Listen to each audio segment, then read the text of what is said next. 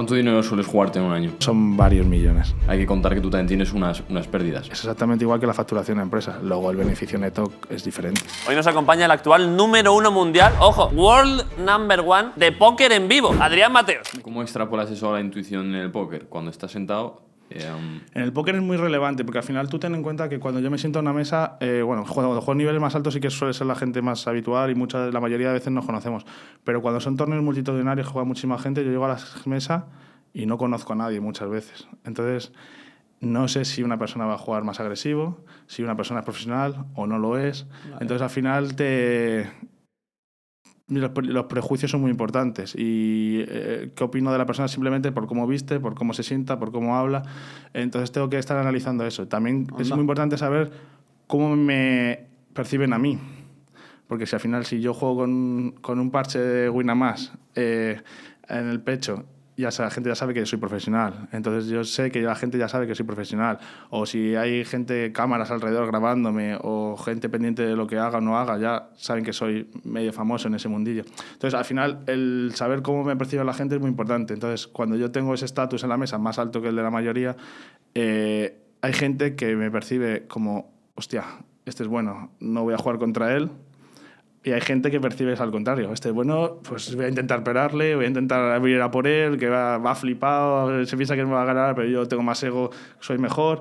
Entonces, la persona que tiene miedo de jugar contra mí va a jugar mucho más tight, que se llama el póker, es decir, va a farolear menos, va a jugar más tranquilo, que la persona que quiere medírsela contra mí y quiere intentar ganarme. Entonces, eso a la hora de tomar decisiones, luego en el juego es importante. Sergio, el tema que podemos sacar aquí, que es muy interesante, es el tema de las apariencias, que Sergio y yo lo hablamos muchas veces.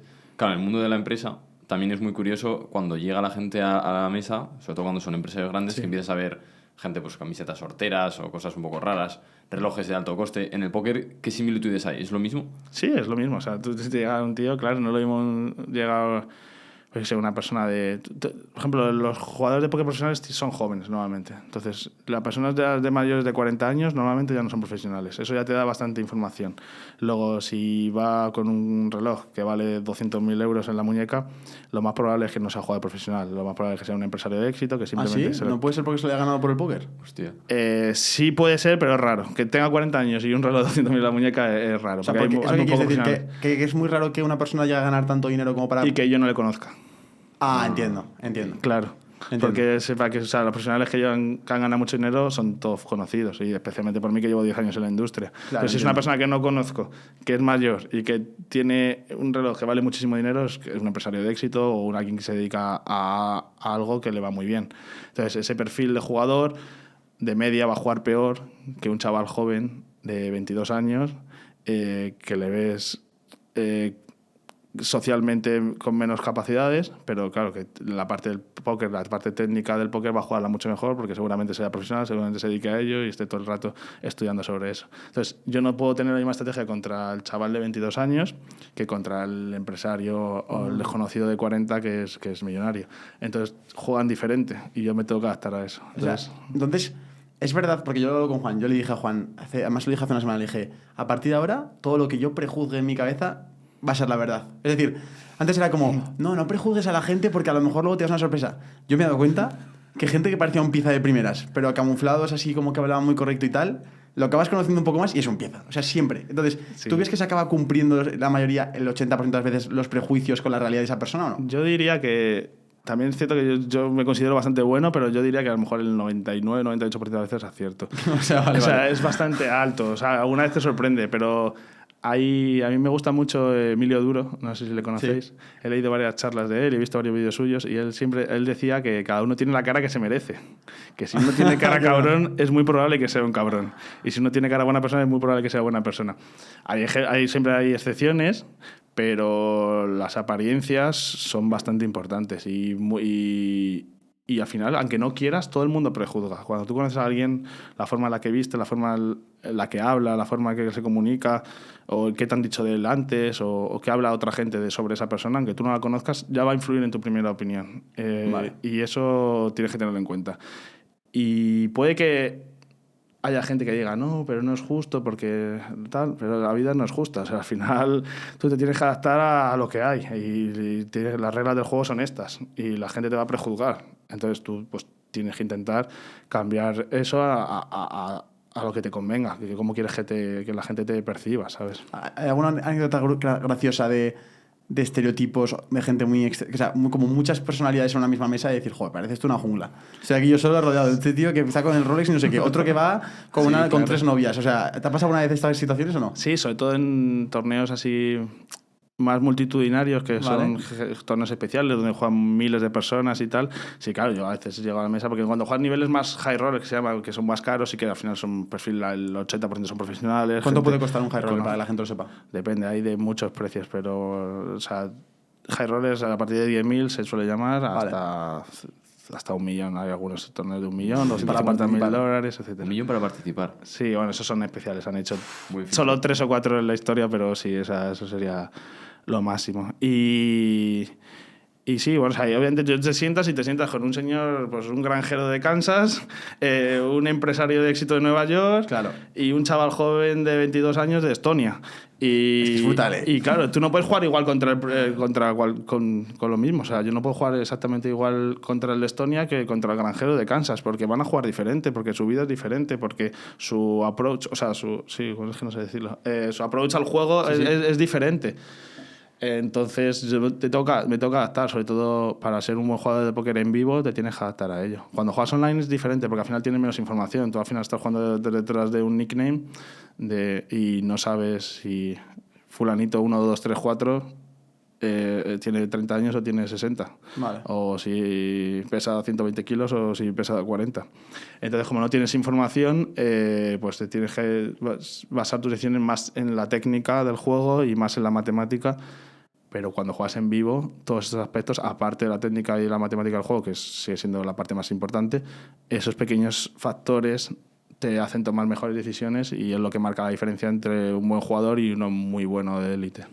He visto en algún vídeo tuyo, creo recordar que cuando ya haces tu jugada, tú miras fijamente la mesa.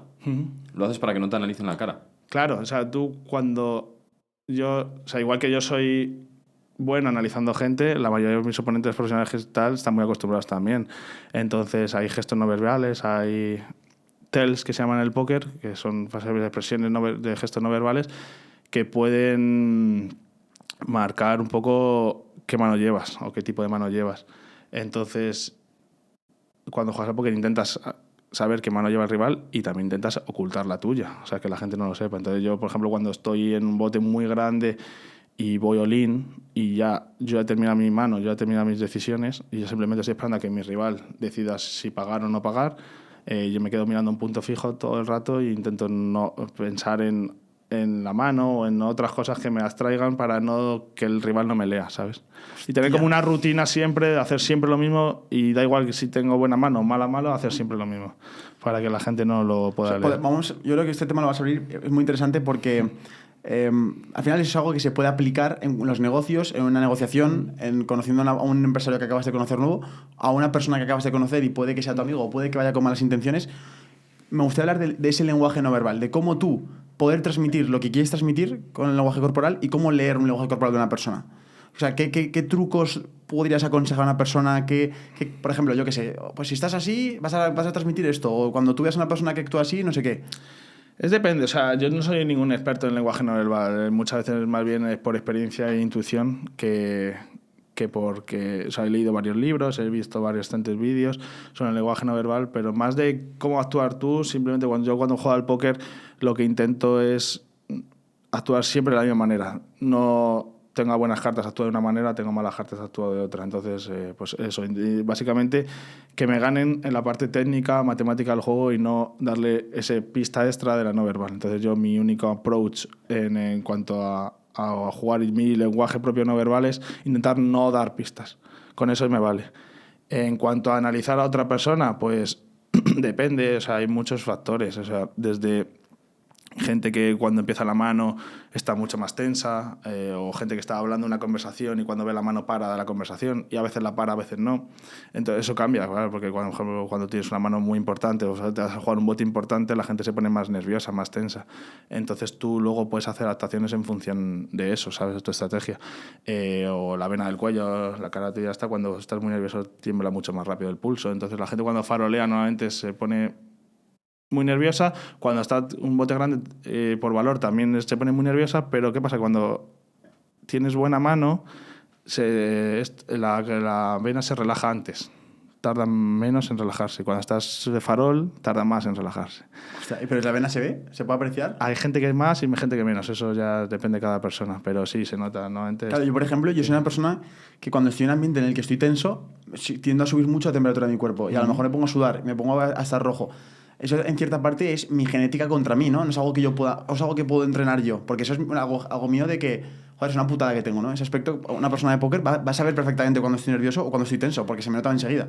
Ya, pero tú puedes estar, tú puedes ser, o sea, luego los lenguajes no verbal van mucho en función de la persona, o sea, Vale. no todo el mundo hace las mismas cosas, o sea, yo a lo mejor me pongo nervioso y me rasco aquí y otra persona pues tiene otra cosa que hacer, entonces al final también es muy importante analizar el contexto y que no es una ciencia exacta, no todo el mundo actúa igual, entonces es un comportamiento que ayuda a tomar decisiones cuando las decisiones son justas, cuando la decisión en el póker es muy clara técnicamente, vas a por la decisión matemática técnica que es clara, pero hay decisiones que son justillas, que no cambia mucho la diferencia de una a otra, entonces ahí cuando te decides por esos pequeños detalles, salvo que sean muy claros, o sea, hay gente que es muy clara, o sea, cuando son gente, en profesionales no pasa, pero gente muy principiante a veces sí que es muy claro que tiene una mano muy buena.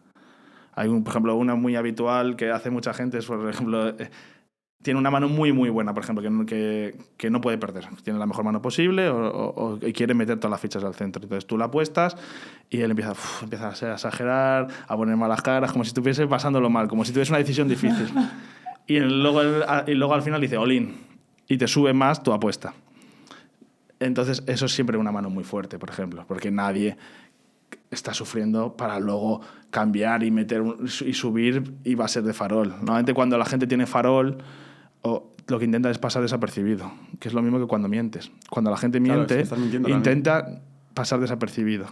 Entonces, cuando tú haces algo que la gente está percibiendo como algo muy raro, como que te pongas a joder, estoy sufriendo y tal, y luego haces una subida muy grande, eso se percibe como las tiene muy buenas, porque si estuviese mintiendo no haría esto, simplemente estaría como intentando pasar desapercibido y luego hice all-in, ¿sabes?